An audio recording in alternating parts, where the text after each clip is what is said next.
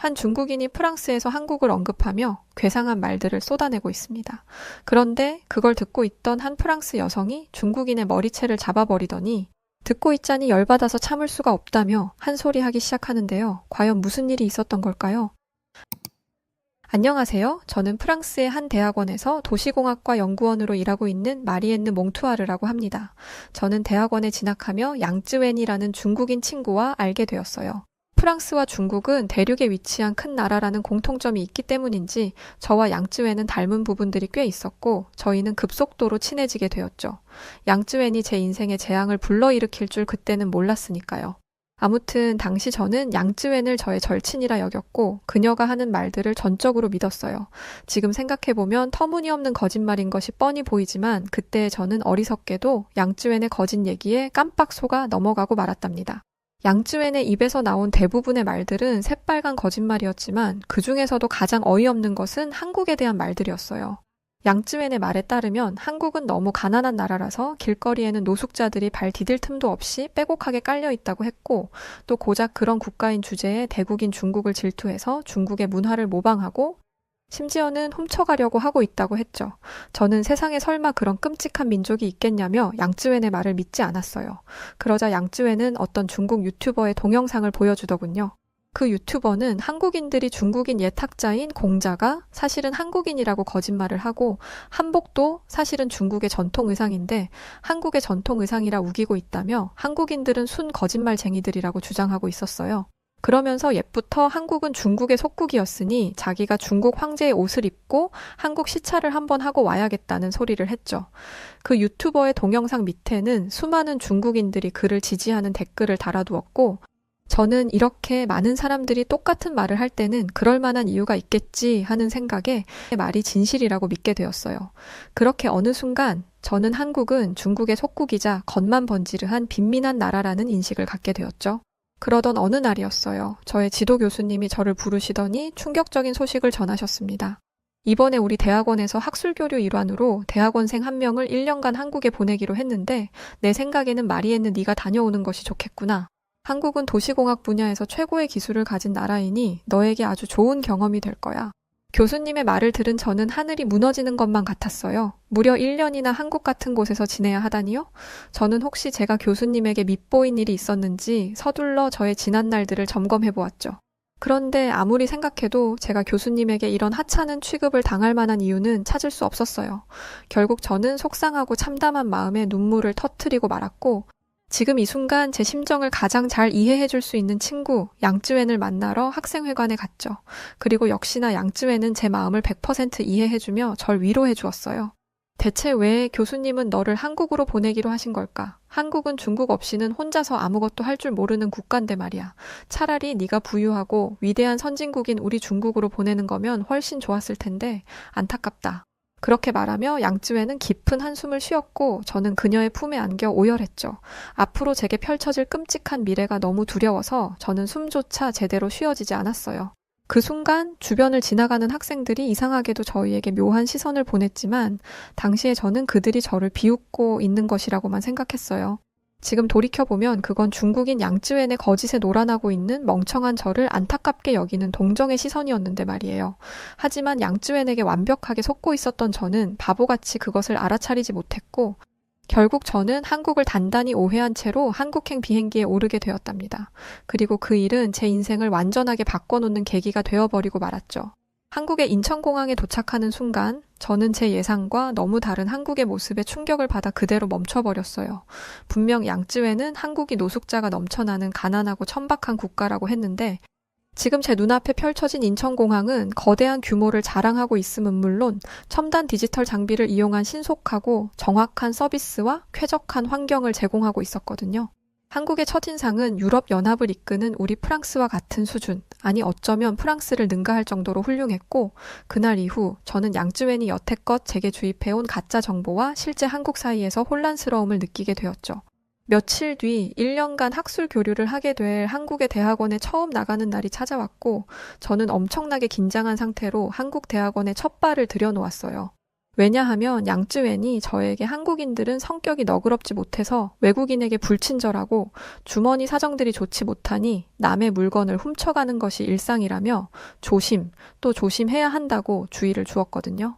그래서 저는 한국 대학원 동기들과 절대 친하게 지내지 않을 것이라 다짐했죠. 그런데 막상 실제로 만나게 된 한국 친구들은 양쯔웬의 말과 정반대되는 모습을 하고 있었어요. 우선 한국 친구들의 빼어난 외모가 눈길을 사로잡았는데 매끈하게 윤이 나는 피부와 좋은 향기가 나는 머릿결, 총명한 눈빛은 물론 반듯한 이목구비와 깨끗하고 정갈하게 관리된 손톱까지. 그야말로 부티가 좌르르 흐르고 있었고 그들의 어딜 봐도 가난과는 거리가 멀어 보였죠. 게다가 한국 친구들은 외국인인 제게 불친절하기는커녕 뭐 도와줄 것은 없는지 항상 살뜰하게 저를 보살펴 주었어요. 어쩌다가 제가 기침이라도 한번 하면 바로 핫팩이나 따뜻한 커피를 챙겨주었고 혹시라도 혼자 한국에 오게 된 제가 외로울까봐 일부러 시간을 내서 서울의 이곳저곳을 구경시켜주기도 했죠. 무엇보다 한국 친구들은 굉장히 똑똑해서 옆에서 같이 공부하다 보면 놀랄 때가 한두 번이 아니었어요. 대부분의 한국 대학원생들은 영어에 능통해서 영어로 쓰여진 논문이나 외국 원서들을 막힘없이 읽었고 한국에서 개발한 3D 프린터기와 열절단 레이저기, 학습용 드론 등 최첨단 학업 보조 도구들을 이용해서 엄청난 연구 결과들을 성취해내고 있었죠. 기본적으로 한국 친구들의 IQ가 높기도 하지만 이런 훌륭한 학습 환경이 뒷받침되는 덕분에 한국의 공학이 발달할 수 있었던 것을 알게 된 순간이었답니다. 게다가 한국은 인터넷 속도가 믿을 수 없을 정도로 빨라서 자료를 다운로드하거나 동영상 강의를 볼 때 단 한 번의 막힘 없이 모든 것을 끝낼 수 있었는데 이것은 정말 신세계와 같이 느껴졌어요. 프랑스의 인터넷 속도가 거북이 수준이라면 한국 인터넷 속도는 치타가 전속력으로 달리는 수준이라서 인터넷을 사용할 때마다 그 쾌감이 정말 장난이 아니더라고요. 막힘 없이 빠르게 진행되는 연구의 능률이 오르는 것은 당연했고요. 들어보니까 한국 학생들은 공부를 잘하는 것은 물론 게임도 세계 최정상을 찍을 만큼 정말 잘한다던데 그게 다 이 엄청나게 빠른 인터넷 덕분인 것 같았어요. 실력의 기술이 더해지니 한국인들이 모든 분야의 정상에서 훨훨 날아다니는 것은 당연한 일이었죠. 그렇게 공부도 잘하고 놀기도 잘하는 한국 친구들과 친해져 가던 어느 날이었어요. 한국 친구들이 중간고사가 끝난 기념으로 맛있는 것을 먹으러 가자고 하더군요. 저는 흔쾌히 좋다고 했고 그날 저녁 저희는 종로로 향했죠. 종로에는 광장시장이라는 곳이 있었는데 거기에는 제가 태어나서 처음 보는 음식들이 가득했어요. 프랑스도 음식하면 빠지지 않는 나라인데 한국도 둘째가라면 서러울 정도로 다채로운 음식을 자랑하는 나라더군요. 먼저 저는 찹쌀 꽈배기를 먹어보았는데 겉으로 보기에는 프랑스의 빵인 크로아상과 비슷하게 생긴 그 빵은 쫀득쫀득하면서도 달콤한 게 딱 입에 넣는 순간 감탄을 자아내게 하는 맛이었어요. 이어서 바로 옆 포장마차에서 파는 호떡도 먹어보았는데 방금 막 만들어서 그런지 바삭바삭함이 생생하게 살아있더군요. 저는 프랑스인이라서 평생 맛있는 디저트를 먹고 살아왔고 그 때문에 웬만한 다른 나라들의 음식을 먹고는 잘 감탄하지 않는데 한국식 디저트들은 저에게 색다른 맛의 즐거움을 선사했어요. 사실 프랑스 사람들은 자존심이 굉장히 강해서 타국의 음식이나 문화를 잘 인정해주지 않거든요. 오죽하면 영국의 바로 옆 나라이고 그 때문에 프랑스인 대부분이 영어를 잘하면서도 외국인과 대화할 때 영어를 잘 사용하지 않아요. 우리 프랑스어가 영어에 비해 뒤떨어질 것이 하나도 없다고 믿으니까요. 그런 프랑스 출신인 제가 한국 음식을 먹고 이렇게 감탄을 한다는 것은 그만큼 한국 음식이 뛰어나게 맛있다는 얘기였죠. 저는 빨리 또 다른 한국 음식을 먹어보고 싶어 했고 친구들은 그런 저를 보고 재미있다는 듯 웃더니 저를 빈대떡집으로 데리고 갔어요. 그곳은 각종 전과 막걸리를 파는 곳이었는데 한국 전통 음식을 파는 곳이라서 그런지 가게 디자인을 한옥 스타일로 해두었더라고요. 음식을 먹을 때는 맛도 맛이지만 분위기도 굉장히 중요한 법이잖아요. 그런 면에서 저는 이 빈대떡집에 아주 높은 점수를 주고 싶었어요. 왜냐하면 한옥 스타일의 가게에서 한국의 전통 술과 음식을 먹으니 꼭 타임머신을 타고 과거로 온 것 같기도 하고 절로 흥이 났거든요. 물론 짭조름하고 바삭바삭한 빈대떡과 달달하면서도 톡 쏘는 막걸리의 조화도 일품이었고요. 멋들어진 공간에서 맛있는 음식을 먹고 있자니 여기가 바로 천국이구나 싶은 생각도 들었죠. 그렇게 정신없이 먹고 마시고 놀다 보니 어느새 늦은 밤이 되어버렸더라고요. 시계를 보니 12시가 훌쩍 넘어 있었는데 그런 줄도 모르고 이렇게 정신을 놓고 술을 마시며 놀고 있었다는 게 저는 믿기지가 않았어요. 왜냐하면 프랑스에서는 해가 지고 난 다음에 길거리가 우범지대로 변해버리거든요. 소매치기범이 기승을 부리는 것은 기본이고 무장 강도가 강력 범죄를 일으키는 일도 빈번하게 벌어지죠. 한국에 온 뒤로 이렇게 늦은 시간에 밖에 나와 있는 것은 처음이었고, 저는 당연히 한국의 밤거리도 프랑스와 별반 다를 바 없을 것이라 생각했기 때문에 덜컥 겁이 나기 시작했어요. 기숙사까지 안전하게 돌아갈 수 있을까? 여기는 우리나라도 아닌데 만약 강력 범죄에 휘말리게 된다면 어떻게 해야 하지? 그런 생각을 하며 걱정하고 있을 때 한국 친구들이 제게 충격적인 제안을 하더군요. 그건 바로 배가 너무 부른데 청계천에 가서 조금 걸으며 소화를 시키고 집에 가자는 것이었죠. 저는 깜짝 놀라서 너희들 지금 제정신이냐고 소리를 질렀어요. 아무리 취했어도 그렇지 어떻게 이렇게 늦은 밤에 산책을 하자는 소리를 할 수 있냐며 저는 기겁을 했죠. 그러자 한국 친구들은 한국은 치안이 좋아서 괜찮다며 저를 안심시키더군요.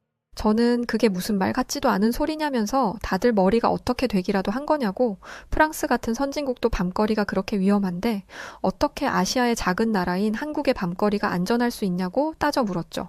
그러자 한국 친구들은 그런 저를 이상하게 바라보며 이렇게 묻더군요. 도심 한복판에서 안전하게 다닐 수 있는 게 당연한 거 아니야? 아무리 밤이라고 해도 누군가에게 위협을 느끼거나 무서워서 밖을 나갈 수 없는 것이 오히려 더 이상한 것 아닌가?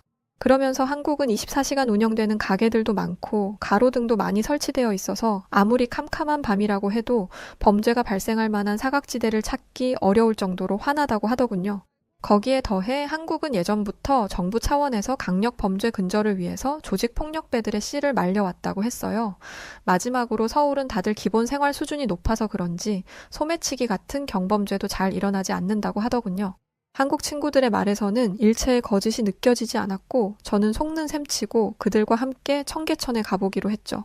그리고 잠시 후 저는 가슴이 탁 트일 정도로 시원하고 아름다운 청계천과 안전한 서울의 밤거리에 완전히 매료되고 말았답니다. 한국 친구들의 말은 거짓이 아니었어요. 청계천에 설치된 조명들은 오색빛을 은은하게 내뿜으며 어두운 밤인데도 불구하고 안전하면서도 아름다운 분위기를 형성했고, 그 주변에서 사람들은 자유롭게 저마다의 시간을 보내고 있었어요. 연인들은 손을 잡고 데이트를 하고 있었고, 저희와 같은 젊은 사람들은 느긋하게 산책을 했으며, 직장인처럼 보이는 사람들은 늦은 퇴근 후 잠시 휴식을 취하고 있기도 했죠.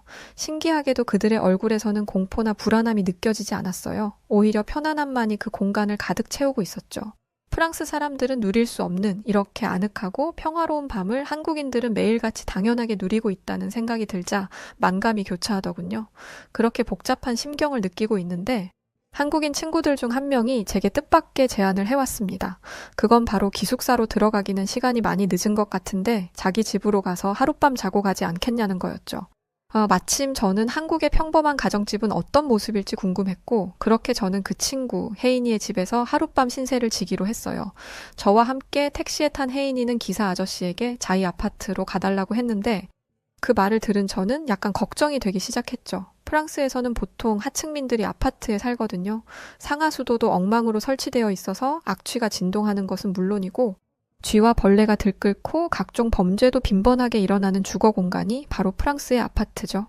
게다가 전에 양쯔웬도 한국의 아파트는 중국의 아파트와 달리 후줄근하고 수준 낮아서 사람이 살 곳이 못 된다고 악평을 쏟아낸 적이 있어서 저는 차라리 그냥 기숙사에 갈 걸 하고 후회했어요.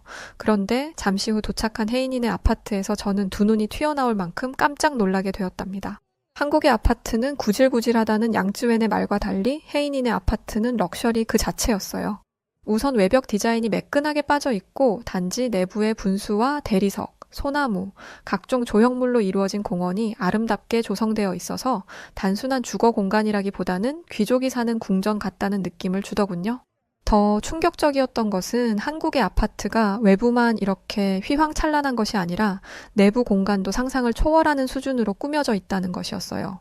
아파트 단지의 주민들이 무료로 이용할 수 있는 헬스장은 기본이고 골프장과 수영장, 어린이 놀이터, 카페까지 그야말로 이곳은 복합 문화 공간이었죠. 한참을 입을 다물지 못하고 아파트를 구경하던 저는 혜인이에게 혹시 너 엄청난 부자였던 거냐고 물어봤어요. 그러자 혜인이는 깔깔거리고 웃으며 한국에서 이 정도 수준의 아파트는 많고 심지어 베트남이나 필리핀 같은 동남아도 고급 아파트는 이런 시설들이 다 있을 텐데? 라더군요. 당연히 프랑스 고급 주택가에도 이런 시설들은 있지만 저는 그런 곳에서 살 수 없는 수준의 사람이고 혜인이가 엄청난 부자도 아닌데 이런 곳에 산다는 건 이게 한국의 기본 생활 수준이라는 거잖아요. 대체 그동안 나는 왜 한국이 빈민한 국가라고 생각해온 것인지, 또 양쯔회는 나에게 왜 그렇게 한국 비하 발언을 해온 것인지 도무지 이해가 되지 않아서 머리가 아파오기 시작했죠. 제 표정이 굳어지자 혜인이는 왜 그러냐고 물었고, 저는 사실 프랑스에서 친하게 지냈던 중국 친구가 있는데 그 친구가 한국에 대해 알려준 것들과 실제 한국이 너무 달라서 혼란스럽다고 털어놓았어요. 그러자 혜인이는 그 중국 친구가 제게 왜 그런 거짓말을 했는지 알 것 같다며 생각에 잠기더니 잠시 후 충격적인 이야기를 꺼내기 시작했습니다. 중국인들은 한국 문화가 모조리 중국의 것이라거나 한국이 중국의 속국이었다거나 중국이 세계 최강이라는 등 괴상한 주장을 하곤 해. 하지만 그건 조금만 살펴보면 바로 탄로날 거짓말에 불과하지. 먼저 한국은 과거에 중국의 침략을 받은 적은 있어도 중국의 속국이 되었던 적은 없어. 그리고 한국의 조상들은 옛부터 중국과 한국의 문화가 전적으로 다르다는 것을 명확하게 짚어왔지. 예를 들어 세종대왕께서는 한글을 창제하실 때 우리나라 말과 중국의 말이 다르다는 것을 훈민정음의 첫 장부터 정확하게 밝히셨어. 한국인들이 우리의 문화를 다른 나라의 것들과 구분짓고 온전히 지켜낸 이유는 한국 문화에 대단한 자부심을 가지고 있기 때문이야. 그러면서 혜인이는 그와 반대로 중국인들은 자국의 문화를 제 손으로 모조리 불살라버리는 엄청난 실수를 저질렀다고 했어요. 과거 중국이 서양 열강에 침략당하던 시절, 중국인들은 자신들의 문화가 서양 문화에 비해 열등하다고 여겼고 문화 대혁명을 일으켰어요. 그건 바로 중국의 문화를 남김없이 없애버리는 돌이킬 수 없는 짓이었죠. 그 어리석은 행동으로 인해 현재 중국에는 남아있는 문화 자산이 없고 그 때문에 한국의 훌륭한 문화에 군침을 흘리며 무지성으로 중국 주변국의 문화는 모조리 다 중국 것이다 라는 억지를 쓰고 있는 것이라고 했어요. 심지어 이를 동북공정이라는 프로젝트로 만들어 중국 정부가 사활을 걸고 추진하고 있다고 했죠. 국민 대다수가 고등교육을 받고 인터넷 강국에 살고 있는 한국인들은 이런 중국의 행태에 분노를 느끼면서도 대체로 무시를 하는 편이라고 했어요. 왜냐하면 중국인들의 주장은 그야말로 헛소리에 불과하니까요. 한국인들은 중국인들의 헛소리에 휘둘리지 않는다고 했어요. 반면에 중국인들은 중국 정부가 주입하는 망상에 가까운 내용들을 고지곳대로 믿으며 세뇌당하고 있죠. 그 이유는 중국 정부가 중국의 보잘것없는 실체를 숨기기 위해 인터넷을 검열하고 조작된 가짜 자료들을 대량으로 살포하기 때문이었어요. 게다가 중국인들 중에는 아직도 문맹인 사람들도 많고 고등교육을 받지 못한 사람들이 대부분이라서 정보의 정확성을 판가름할 능력도 없다고 했죠. 결국 중국인들은 한국이 중국을 동경하며 여전히 석기 시대와 같은 생활을 하고 있다고 믿게 되었고 그 믿음에 근거하여 전 세계의 거짓 선동을 일삼고 있는 것이었어요. 혜인이의 말을 듣는 순간 저는 엄청난 충격에 뇌가 정지하는 줄만 알았어요. 그리고 이어서 제가 양쯔웬의 거짓말에 바보같이 속았다는 것을 깨닫고 죽고 싶을 만큼 창피하고 화가 났죠. 물론 양쯔웬도 중국 정부에게 세뇌당한 피해자에 불과하지만 몰랐다고 해서 죄가 없는 것은 아니라고 생각해요. 양쯔웬 같은 중국인들 때문에 지금도 한국은 세계의 어딘가에서 이유 없는 비난을 듣고 있을 테고 한국 문화를 훔쳐가려고 하는 중국 정부와 중국인들의 야욕은 그 자체로 용서받을 수 없는 것이니까요. 그리고 제대로 알아보지도 않고 한국은 저열한 국가라는 양쯔웬의 말을 그대로 믿어버린 저 역시 비난에서 자유로울 수는 없겠죠. 그래서 저는 혜인이에게 진심을 담아 사과하기로 했어요. 사실 한국에 오기 전에 나는 한국같이 수준 낮은 나라에 오기 싫다고 울고불고 난리를 쳤었어. 실제 한국은 세상 어느 나라보다 안전하고 편리하고 발전된 훌륭한 나라인데 말이야. 제대로 알아보지도 않고 함부로 한국을 오해하고 멋대로 과소평가했던 거 정말 미안해. 진심으로 반성하고 있어. 한국은 프랑스는 물론이고 유럽의 모든 국가들보다 뛰어난 인프라를 가진 선진국 중에 선진국이야. 잠시라도 이렇게 한국에 와서 공부할 수 있는 것을 감사하면서 이제 다시는 중국인들의 얕은 속임수에 휘둘리지 않을게. 혜인이는 너그럽게 제 사과를 받아주었고 그날 이후 저는 마음 편히 행복한 한국 생활을 이어나갔답니다. 맵지만 중독성이 있어서 젓가락질을 멈출 수 없는 불닭볶음면도 먹고 세상에서 제일 편리한 한국의 대중교통 시스템에 감탄하고 쾌활하고 상냥한 한국 친구들과 악취 없는 한강 공원을 즐기다 보니 어느새 1년이라는 시간이 금방 지나가더군요. 한국에서 지내며 저는 프랑스에서는 알지 못했던 많은 것을 배우고 익히며 뜻깊은 시간을 보냈고 전과는 비교할 수 없이 성숙한 제가 되었음을 느낄 수 있었어요. 할 수만 있다면 시간을 1년 전으로 돌려 다시 한번 한국에서 지내고 싶을 정도로 저는 한국에서 보낸 시간들이 정말 좋았답니다. 그렇게 아쉬운 마음을 안고 프랑스로 돌아갈 짐을 챙기며 저는 문득 그동안 잊고 지냈던 양쯔웬이 떠올랐어요. 대체 그 중국 여자애는 왜 제게 그런 몹쓸 거짓말을 한 것이며 아직도 그런 허무맹랑한 말들을 퍼뜨리고 다니는지 궁금했죠. 그러다가 이대로 그냥 프랑스로 돌아가면 안 되겠다는 생각이 들었어요. 거짓말쟁이 양쯔웬에게 제대로 참교육을 해주려면 확실한 물증이 필요했고 어떻게 할까 고민하던 저는 결국 비행기 티켓을 바꾸기로 했어요. 제가 새로 구입한 티켓은 중국을 경유하여 프랑스로 돌아가는 것이었죠. 며칠 뒤 저는 양쯔웬이 그렇게나 자랑하던 세계 최고의 인류 선진국 중국에 도착했습니다. 그리고 바로 그 순간 저는 양쯔웬에게 완벽하게 속고 있었음을 바로 알 수 있었죠. 왜냐하면 중국은 양쯔웬이 묘사하던 것과 전혀 다른 모습을 하고 있었거든요.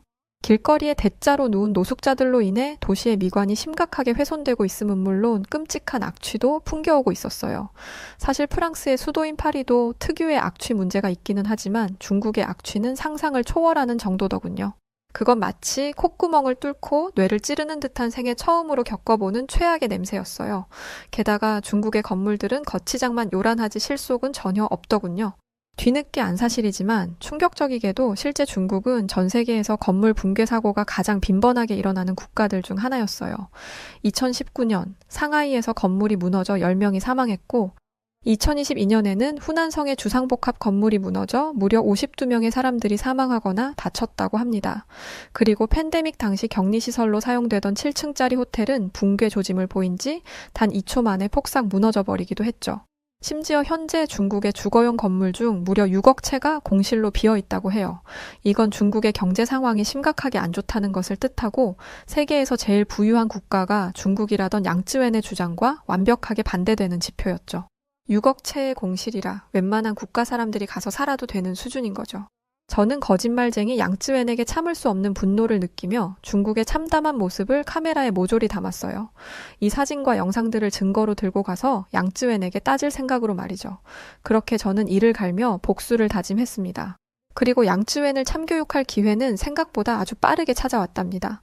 프랑스 대학원에 복귀한 뒤 귀가 따가울 정도로 시끄러운 소리가 들리는 곳으로 가보니 자연스럽게 양쯔웬을 발견할 수 있더군요. 양쯔웬은 여전히 그 특유의 듣기 싫은 커다란 목소리로 프랑스 대학원 사람들에게 거짓 선동을 하고 있었어요. 한국은 하나부터 열까지 다 우리 위대한 중국이 키워준 나라야. 한국에서 뛰어난 인물들의 조상을 살펴보잖아? 그럼 대부분이 중국인이거든. 다시 말해 한국의 근본은 우리 중국에 있다고 할 수 있지. 원래 한국은 가난하고 냄새나고 무식한 사람들만 바글거리는 열등한 국가였는데 중국이 안쓰럽게 여겨서 발전할 수 있게 도와준 거야. 그런데 이 은혜도 모르는 한국인들이 중국에 감사하기는커녕 중국의 전통 문화가 자기들 것이라고 우기고 중국의 모든 것을 모방하고 있다니까? 그러면서 양쯔웬이 또 다른 거짓말을 이어가려던 순간 저는 더 이상 참지 못하고 양쯔웬의 머리채를 잡아버렸어요. 그러자 양쯔웬은 누구냐고 소리치며 뒤를 돌아보더니 제 얼굴을 확인하고는 귀신이라도 본 듯 사색이 되어버리더군요. 잔뜩 당황한 얼굴로 대체 나한테 왜 이러냐고 묻는 양쯔웬에게 저는 이렇게 대답해 주었어요. 듣고 있자니 열받아서 참을 수가 없어서 말이야. 뭐, 한국이 중국을 모방해?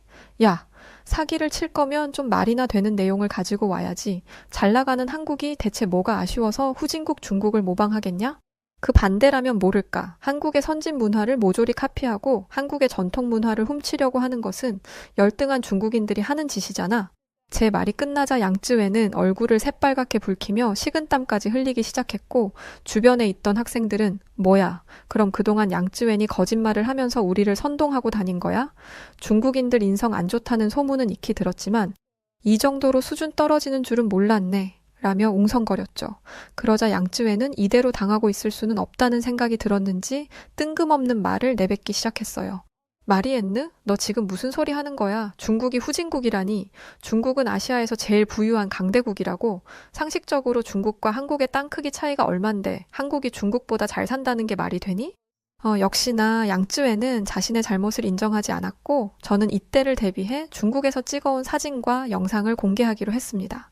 당장이라도 쓰러질 것만 같은 허름하고 낙후된 건물들과 길거리를 가득 채운 노숙자들까지.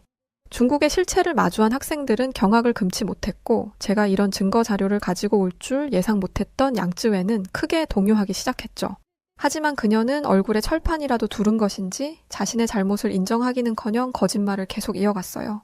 이건 한국인들이 조작해서 만든 가짜 사진들이야. 진짜 중국은 이렇게 후지지 않다고. 우리 중국은 전 세계에서 가장 위대한 국가란 말이야. 아무런 근거도 없이 그렇게 우겨대기만 하는 양쯔웬의 모습은 이제 안쓰럽기까지 했고, 저는 깊은 한숨을 내쉬며 그냥 한국이 부러우면 부럽다고 솔직하게 말해 라고 진심 어린 조언을 해줬죠. 그러자 양쯔웬은 당장이라도 얼굴이 터질 것처럼 얼굴이 빨개지더니 자기는 지금 화장실이 급하니 일단 화장실에 가겠다며 황급히 도망치기 시작했어요. 그 모습을 본 주변의 학생들은 가서 영영 돌아오지 마 라고 소리를 질러대며 양쯔웬을 조롱했고, 그날 이후 양쯔웬은 대학원에서 모습을 감춰버렸답니다. 참으로 비참한 거짓말쟁이의 최후였죠. 나중에 알고 보니 양쯔웬은 저뿐만 아니라 대학원의 다른 친구들에게도 한국에 대한 이상한 소문을 내고 다녔고, 그 때문에 한국을 오해하고 있던 친구들이 꽤 있었더라고요. 그 사실을 알게 되자 괜한 피해를 입고 있는 선량한 한국인들이 정말 안 됐다고 느껴졌고, 저는 한국을 사랑하는 사람으로서 제가 할 수 있는 일이 뭐가 있을까 고민하기 시작했죠. 그리고 얼마 후 저는 대학원 인터넷 게시판에 글을 하나 업로드했어요. 바로 이렇게 말이죠. 최근 중국인들의 거짓말로 인해 한국에 대한 잘못된 정보가 퍼지고 있는데, 나는 한국에 실제로 거주해본 사람으로서 이를 바로잡고 싶어. 그래서 한국 바로 알기 동아리를 만들었어. 혹시 한국의 선진 문화에 관심 있는 사람들은 언제든지 연락 줘. 한국은 콧대 높은 우리 프랑스인들에게 긍정적인 영향력을 끼칠 수 있는 몇 안 되는 대단한 나라 중 하나라고 생각해요. 그래서 저는 이런 소중한 한국이 중국의 거짓 선동에 휘말리지 않도록 제가 할 수 있는 일들을 해나가려고 합니다. 지금 이 글을 작성하는 순간에도 우리 동아리에 가입하고 싶다는 문의가 쏟아지고 있는데요. 앞으로 저는 프랑스에서 중국인들로부터 한국을 지키는 방패 역할을 톡톡히 해내도록 하겠습니다. 미국 샌 안토니오에 있는 트리니티 대학의 한 방송사 인터뷰 현장. 미국의 경제학자로 있는 한 남성이 뜬금없이 한국을 언급하며 화제를 불러 모으고 있습니다. 현장에 있던 수많은 유럽인들은 미국 경제학자의 말에 믿을 수 없다는 반응을 보이며 웅성거리기 시작하는데요. 저명하기로 소문난 이 미국인 경제학자는 대체 한국에 대해 어떤 언급을 하고 있던 것일까요?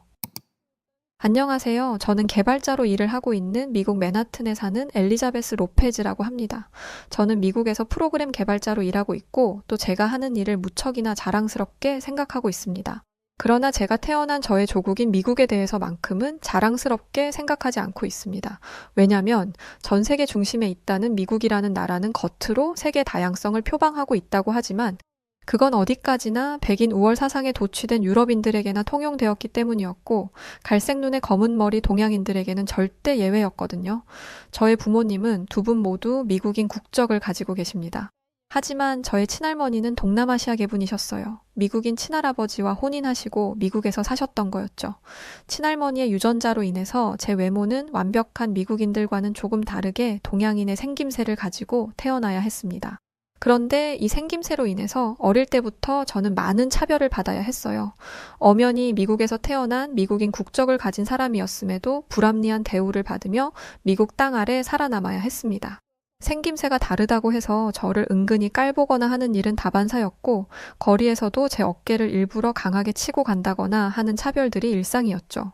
그리고 이런 일들은 저의 동료였던 다른 아시아계 사람들도 마찬가지였습니다. 그나마 저는 미국 국적을 가졌던 미국인이라 덜 심했다고 생각해요. 타국에서 왔던 아시아인들은 눈에 띄게 차별을 당해야 했습니다. 그런데 회사에서 저는 참 아이러니한 상황들을 몇 번 마주하게 되었던 적이 있었어요. 왜냐하면 너무나 이상하게도 아시아인들 중에 유독 한국에서 왔다는 사람들만은 유일하게 차별을 겪지 않는 듯 보였습니다.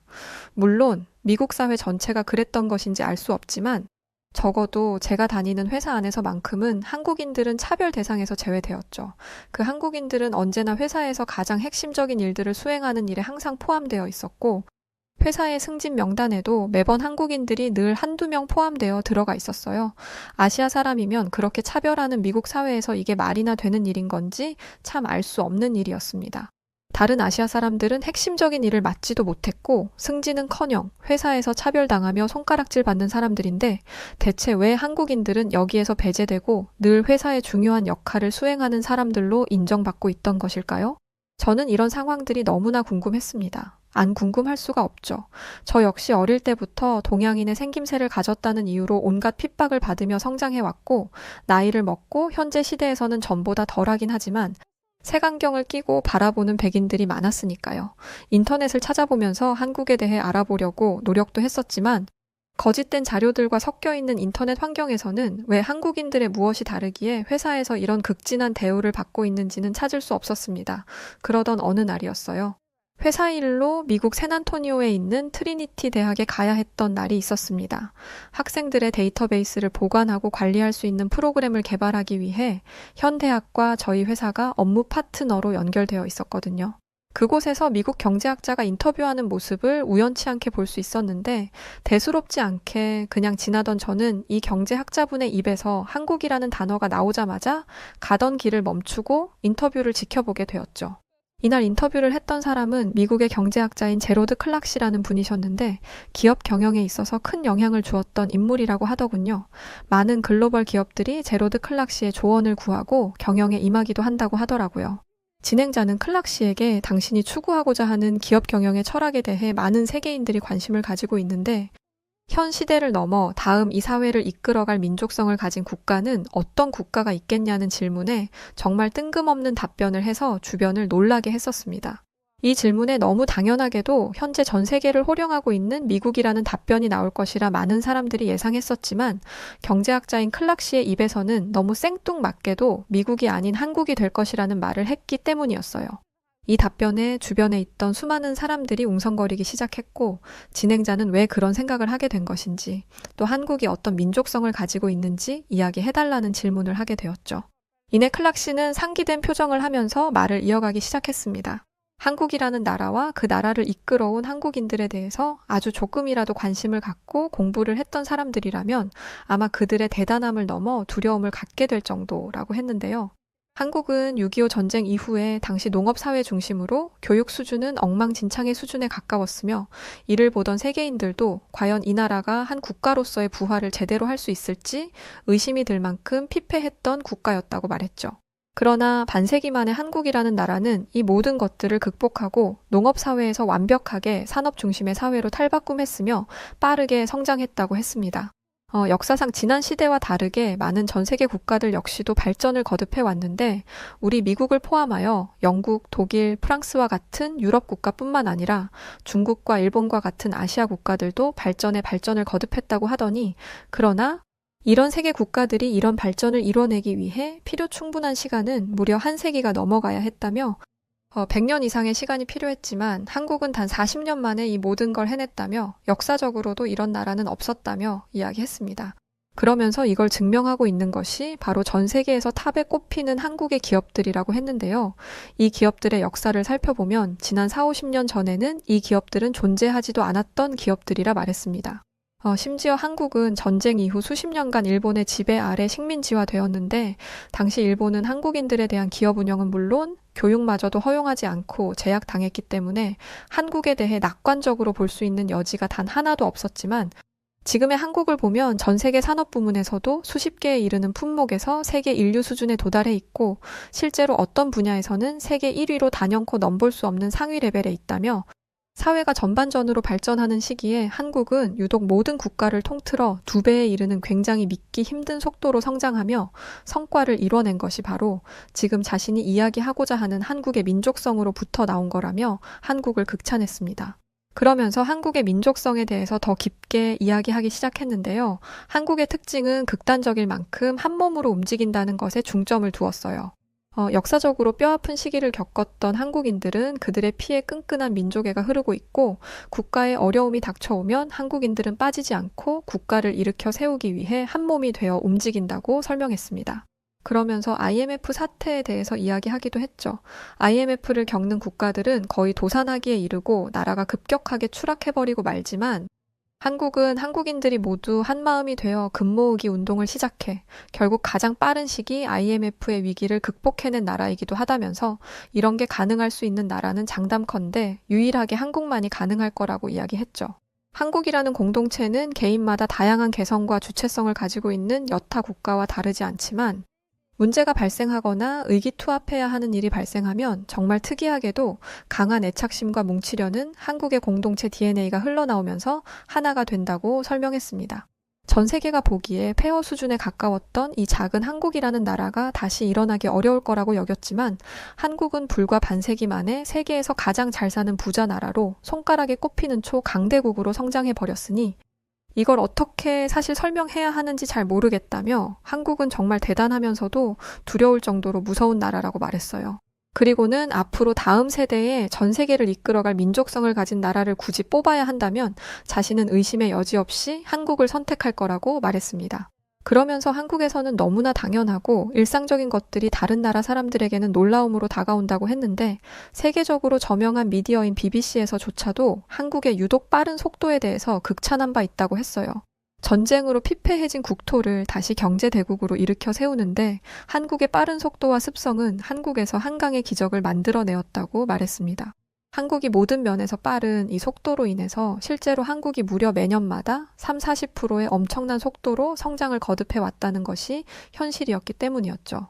일부에서는 이런 빠른 문화가 오히려 서투르고 완벽하지 못할 수 있기에 문제가 될 수 있다고 말하며 다수의 경제 분석가들이 부정적으로 보는 시선들도 있긴 했었지만 이들의 주장이 무색하게도 한국은 정말 극단적인 시간에 놀라울 정도의 경이로운 경제 성장을 완벽하게 해버렸기 때문에 아무도 부정할 수 없다고 말했습니다. 한국의 가전기기와 유조선, 반도체 산업 부문에서 전 세계를 주름잡는 우수한 기술력을 보유한 국가로 완전하게 자리 잡았고 특히나 한국의 IT 분야는 세계 최고 수준으로 우리 미국보다도 무려 4배 빠르고 아시아 강대국이라고 말하던 일본보다도 3배 이상 빠른 수준에 있다고 말했습니다. 한때 전 세계를 휘어잡았던 일본의 전자산업 기업들은 빠르게 변화하는 세계 트렌드에서 뒤처지기 시작했고 한국은 전자산업 부문에서 일본을 압도하며 선두 자리를 꿰차고 있는데 이게 어느 정도 수준이냐면 세계 전자산업 5대 생산국 순위에서 한국은 단연 정상에 위치해 있다고 말했습니다. 예전에 세계를 주름잡던 일본은 현재 순위에서 한참 밀리며 낙후되기 시작했는데 이걸 숫자로 비교했을 때 일본에서 대표되는 8개 전자산업 기업들의 영업이익을 모두 합치더라도 한국의 삼성전자 1개 기업의 영업이익에 20배가 차이가 날 정도라고 했죠. 정말 놀라운 일이었습니다. 일본도 엄청난 경제 대국이라고 말하는데 대표되는 8개 기업의 영업이익을 모두 합쳐도 한국의 하나의 기업 영업이익의 20분의 1밖에 안 된다니 정말 한국은 어떤 나라인 건지 대단하다 못해 이 모든 게 그냥 믿겨지지가 않을 정도였죠. 클락 씨의 인터뷰 내용들을 보고 나니까 실제로 회사에서 한국인들의 모습이 생각나더라고요. 우리 회사에서 다른 아시아 국가 사람들은 그렇게 차별하면서 유독 한국인들에게만큼은 그러지 못하는지 저는 단번에 이해할 수 있었습니다. 실제로 전 세계에서 한국만큼 유일이라는 타이틀이 많은 국가가 또 있을까요? 한국은 식민지 경험을 했던 국가 중에 유일하게 선진국으로 발돋움한 국가이며 타국으로부터 지원을 받아야 했던 국가에서 지원을 해주는 강대 국가로 발전한 유일한 나라였습니다. 이러한 한국만의 특별함 때문이었을까요? 회사에서 유독 한국인들에게 어쩌지 못했던 이유 말이죠. 실제로 한국인들은 조금 다른 면모를 보일 때가 많았습니다. 제가 트리니티 대학에서 클락 씨의 인터뷰 내용을 듣고 공감했던 것이 바로 민족성이었는데요. 회사에 있던 한국인들에게서 제가 가끔 눈에 띄게 와, 이건 정말 다르구나 라는 생각을 가졌던 몇 가지 사건들이 있었습니다. 예를 들면 이런 거였죠. 강자에게는 엄청나게 강하고 약자에게는 지나칠 정도로 관대한 면모를 보이는 모습들이었죠. 다른 아시아 국가에서 왔던 직원들은 미국이나 프랑스, 영국과 같은 강대국 국적을 가진 사람들을 만나면 일단 자신보다 위에 있는 사람들처럼 여겼고 아부떨기에 바빴지만 한국인 분들은 달랐거든요. 그들과 마주해도 기죽지 않고 오히려 그들에게서 이익을 가져오곤 했습니다. 전 세계에서 이런 모습을 보이는 국가는 단 하나도 없는 것을 고려했을 때 한국의 이러한 특징은 정말 특별하다고 느낄 수 있었어요. 실제로 회사에서 한국인들에게 이런 부분들을 많이 보고 느낄 수 있었습니다. 정말 특별한 발견이었죠. 한국인들은 동남아 국가 사람들이나 인도 등 아시아계의 사람들을 대할 때와 미국이나 서유럽 국가의 강대국 출신의 사람들을 대할 때의 태도가 완전히 달랐거든요. 가끔 문화의 차이 때문에 아시아 출신 동료들이 한국인들에게 다소 무례한 행동을 할 때가 있었습니다. 그러나 한국인들은 그런 행동들을 만났을 때 정말 아무렇지 않게 그저 호쾌하게 웃어 넘기며 늘 겸손한 태도를 유지했거든요. 하지만 강대국 출신의 동료들이 그러한 행동을 하면 한국인들은 절대로 그냥 두고 넘어가지 않았습니다. 한국인들은 그런 순간이 올 때마다 늘 자신감 있는 태도로 요목조목 명분을 내세우며 끝까지 항의했었고 이런 한국인들을 잘못 건드렸다가 오히려 회사에서 징계를 받게 되는 유럽인들도 있을 정도였어요. 그렇다 보니 결국 회사의 주최국인 미국인들조차도 회사의 모든 우선순위와 분위기를 주도하고 있었지만 한국인들만큼은 절대 쉽게 건들지 못했습니다. 한국인들은 언어 습관도 정말 특별하고 신기하게 느껴졌었는데요. 사실 저는 한국 드라마의 영향을 받아서 한국어를 어느 정도 이해할 수 있는 수준에 있었습니다. 쓸 줄 몰랐지만 들을 수는 있었죠. 회사의 로비에서 가끔 커피를 마시다 한국인들끼리 뭉쳐 대화하는 말들을 엿들었던 적이 있는데 정말 흥미로웠어요. 요즘 세상이 많이 변했다고 하는데 미국은 아직도 인종차별이 많은 것 같아. 근데 아까 우연히 어떤 일본인이 베트남 출신 꼼씨에게 뭐라고 하는 것 같던데 대체 왜 그런 거래? 몰라. 그 일본인 녀석 미국한테 엄청 아부떨고 동남아시아 분들에겐 엄청 시비 걸고 다니더라고. 혹시 어떤 대목에서 제가 한국인 분들의 대화에서 흥미로움을 찾았는지 느끼셨나요? 한국어를 못하는 분들을 위해서 약간 부연 설명을 드리자면 한국인들은 상대적으로 약소국 출신의 사람들에게는 존칭을 사용하고 이들에게 차별을 하는 국가의 사람들은 그냥 막 불렀습니다. 보통 대부분 국가의 사람들은 한국인들과 반대되는 언어 습관을 가졌는데 한국인들의 이런 언어 습관은 정말 특별했죠. 사실 원래 인간이란 약자에게 강하고 강자에게 약하게 하는 태도는 당연한 본능이라고 할 수 있습니다. 그러나 한국인들은 어떻게 된 게 약자에게는 관대하면서 강자에게는 강한 태도를 보일 수가 있는지 너무 신기했어요. 그리고 한국인들과 비교되었던 건 앞서 한국인들이 이야기했던 외형적으로 가장 비슷한 일본인 동료들이었습니다. 이들은 정말 인간의 본능을 그대로 학습하고 있었어요. 전형적으로 약자에게 강하고 강자에게 약했거든요. 일본인들은 동남아나 인도 출신 등 자신들보다 약소국 출신이라고 생각되면 곧바로 자신보다 아래라고 생각했고 무례하게 대했습니다. 그리고 서양인들이 모여 뭔가 대화를 나누고 있으면 어떻게든 그 대화에 끼어들어 보려고 애쓰며 아첨하는 모습을 종종 보였습니다. 서구권에 있는 강대국 출신의 동료들은 그런 일본인들을 무시하며 비아냥대기도 했지만 일본인들은 그런 대우를 받고도 늘 비굴한 태도를 유지했죠. 저는 이러한 한국과 일본의 차이를 보고 굉장한 흥미를 느꼈고 도대체 한국인들의 자신감의 근원이 무엇인지 궁금하더라고요. 그래서 회사에 다니면서도 한국에 대해서 공부를 참 많이 했었습니다. 한국의 문화, 역사, 미래 등등 이건 그냥 단순한 저의 호기심에서 시작된 일이었지만 정말 특별하게도 공부를 하면 할수록 한국은 엄청나게 인상 깊은 역사를 가지고 있다는 것을 깨달았습니다. 샌안토니오 브리니티 대학에서 들었던 이야기들이 모두 사실이었다는 것이 느껴질 때마다 팔에 소름이 돋으며 머리가 쭈뼛 섰습니다. 한국은 역사가 짧은 미국과는 다르게 한국은 5,000년이라는 굉장히 긴 역사를 가지고 있었고 찬란한 역사를 지내왔던 나라였습니다. 한국은 지난 역사에서도 타국으로부터 많은 침략을 받아왔었던 나라였고 당시에도 지금과 다르지 않게 작은 영토를 가지고 있었죠. 하지만 그 작은 영토와 작은 수의 국민들은 한국을 점령하기 위해 침범해왔던 정말 수십 배 큰 대국들의 도발에도 단 한 번도 쉽게 영토를 뺏기지 않았고 그런 대국들도 한반도만 갔다 하면 진땀을 흘리고 패배해야 했던 역사적인 기록들이 굉장히 많았었죠. 그 기록들을 보면서 지금 대한민국에 있는 많은 한국인들의 강한 정신력과 대범함은 오래된 조상으로부터 이어져 온 것이구나 싶었습니다. 아주 인상 깊었던 내용도 있었는데 일본이라는 국가가 한국을 지배했던 시기였습니다. 일본은 한국뿐만 아니라 중국과의 전쟁에서도 승리하면서 중국까지 완전히 지배했던 적이 있었죠. 그러나 일본의 침략에 이은 지배 아래 보인 두 국가의 행동은 완전히 달랐습니다. 일본의 침략 때문에 중국은 한국인들에 비해 1,000배나 넘는 사람들이 희생당했다고 하더라고요. 하지만 그럼에도 중국인들은 일본인들의 만행에 대해 어떠한 저항도 하지 못하고 무기력하게 당하고만 있었다고 합니다.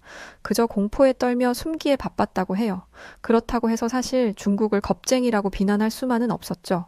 왜냐하면 일본이 여러 나라를 침략했던 제국주의 시대에는 다른 서양 국가들 또한 여러 식민지들을 만들었고 식민지 국가의 사람들을 착취하고 학대했는데 대부분의 지배를 받아야 했던 국가 사람들은 중국인들처럼 아무런 저항도 못한 채 당하기만 했기 때문입니다.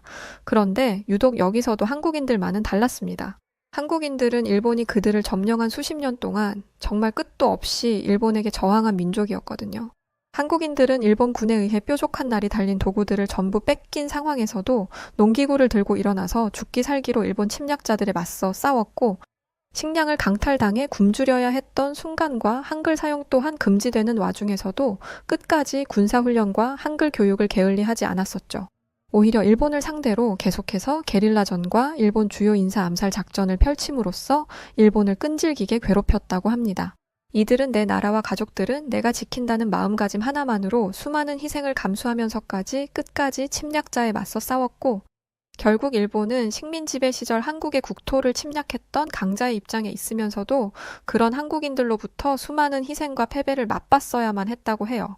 그리고 결과적으로 봤을 때 그들은 그다지 이득이랄 것도 없는 수준의 성과를 거두고 한반도에서 도망쳐야만 했습니다. 실제로 일본의 점령 초창기에 한국으로의 파견을 원하는 일본군들은 상당히 많았다고 하지만, 시간이 지날수록 일본군들은 한국인들의 끈질긴 저항과 흔들리지 않는 정신력에 겁을 먹고 한국에 파견되는 것을 꺼렸다고 하는데요.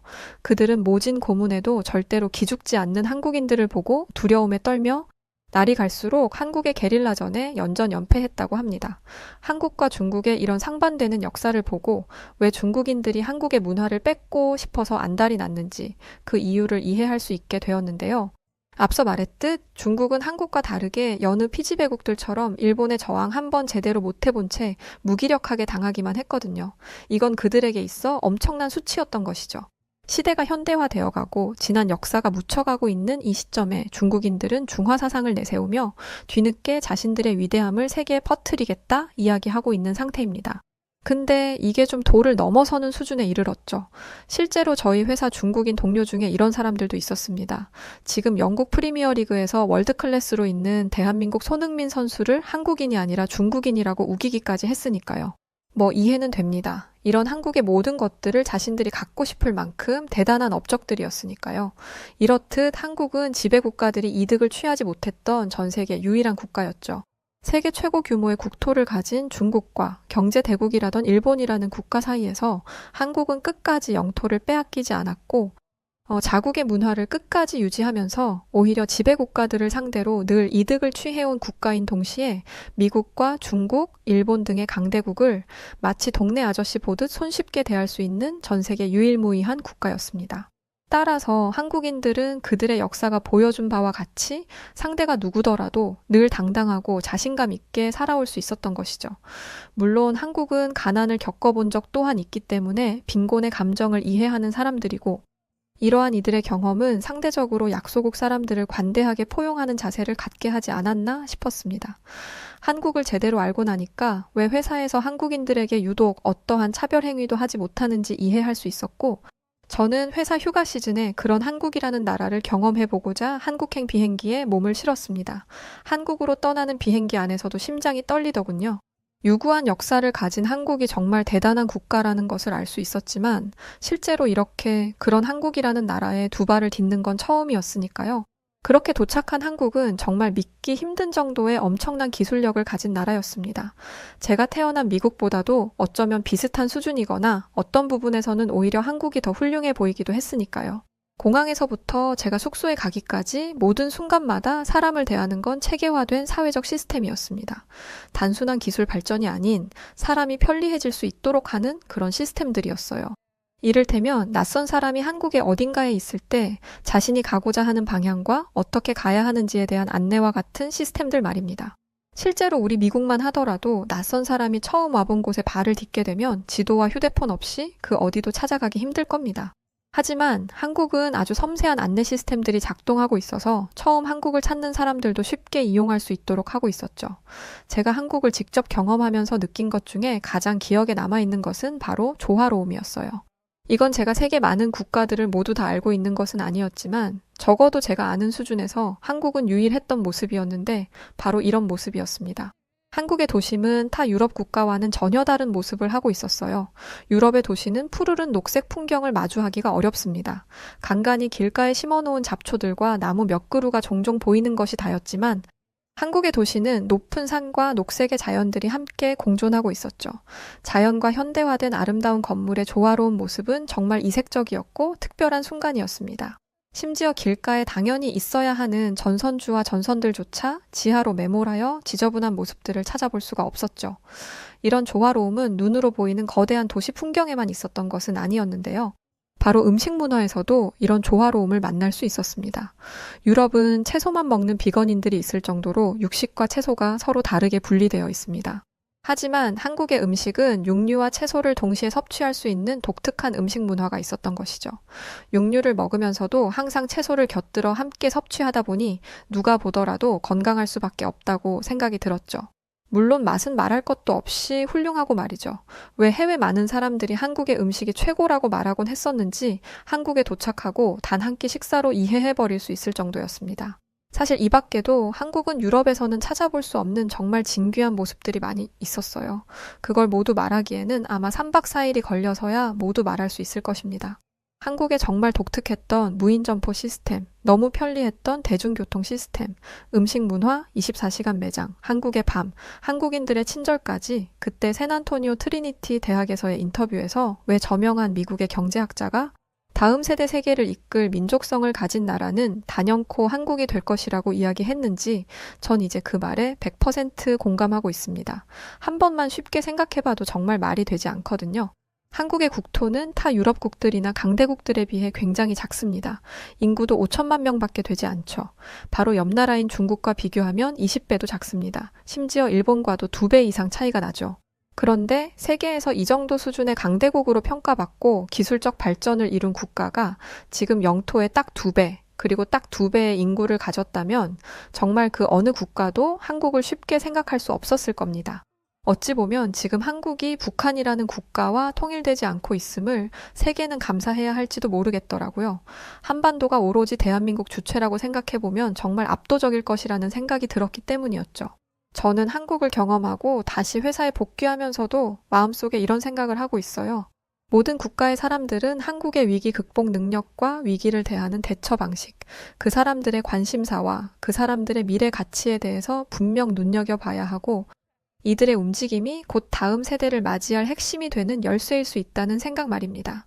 한국에게, 한국인들에게 완전히 매료되어 버리고만 저는 요즘 회사에서 한국인 분들을 만나면 괜히 겁부터 납니다. 하지만 그런 생각이 들자마자 한국인들의 따뜻한 미소에 완전 녹아버리고 말죠. 그래서 말인데 혹시 말입니다. 한국 남자분들은 어떤 여성들을 좋아하는지 너무너무 궁금합니다. 사실 한국인 남자를 연인으로 만나보고 싶은데 우리 회사에 있는 한국인 분들은 저를 동료 이상으로 생각하지 않는 것 같아서요. 혹시 알려주신다면 제가 한국인 남자를 만나는데 아주 유용한 자료가 될 수 있지 않을까 싶습니다. 한국이라는 위대하고 멋진 나라를 만날 수 있었음에 감사했고 그런 한국을 통해 큰 가르침을 얻을 수 있어서 기뻤습니다.